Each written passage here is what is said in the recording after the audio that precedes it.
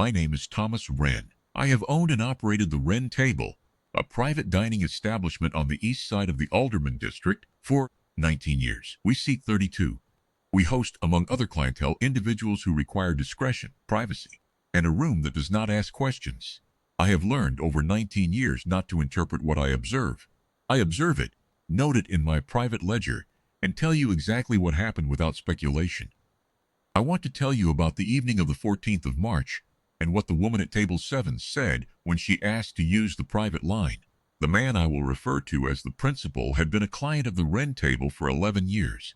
He dined here 6 to 8 times annually, always with advance reservation, always the same corner table in the East Room, which we maintain with the specific privacy requirements his account specifies. I had met the woman on 2 previous occasions, both at the Wren Table, both in the last 8 months. She was, by my professional assessment, composed, careful with her words, and unusually attentive to the room. She was an economist by trade. She read tables the way I read rooms, with the specific skill of someone who has learned that most information is in what people do not say. On the evening in question, the reservation was for 2, the principal and a guest I will call the associate, a man from the Brussels office who was in the city for 4 days. The woman was not on the reservation. She arrived at 7:42, alone. She asked to speak with me directly. She was wearing her coat, which told me she had not come to stay. I brought her to the manager's station. She said, "Thomas, the man who's coming in with him tonight, the associate from Brussels. There is a civil enforcement notice filed against him in the Hague jurisdiction, served 3 days ago. It was served through a counsel office that also represents the counterparty in the Meridian negotiation. I don't know if it's relevant. I think it should be known." I looked at her. She said, "I'm not asking you to do anything. I'm telling you because I thought you might know who to tell." I said, "How long do I have?" She said, "The reservation is for 8. It was 7:44. I thanked her. She left. I want to tell you what happened in the next 14 minutes. I used the private line in the manager's office. I reached the principal's security contact at 7:47.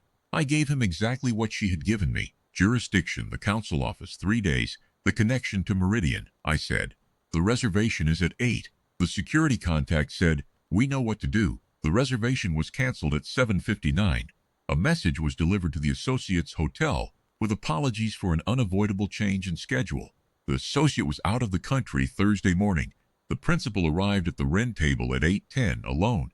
He was composed. He asked for his usual table. He said nothing about the cancellation. My staff served the first course in the way we serve first courses, which is to say without comment.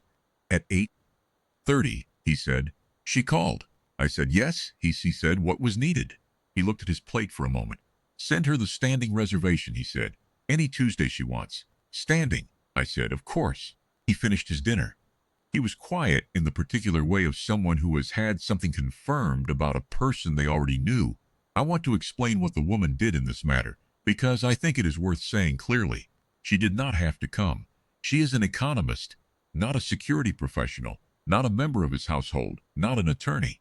She had come across the enforcement notice in the course of her own professional work.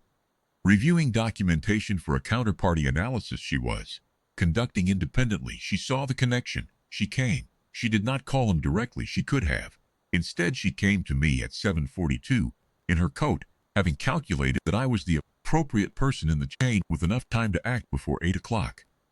14 minutes, 2 phone calls, a canceled reservation. The standing Tuesday reservation has been used 6 times since March. She always orders the same thing, the winter vegetable tart and the Burgundy he ordered on the first occasion they dined here, which I recall precisely because I noted it in my ledger. A careful person, attentive to the room, useful in ways she does not announce. I have been in the hospitality industry for 19 years. I have observed a great many things.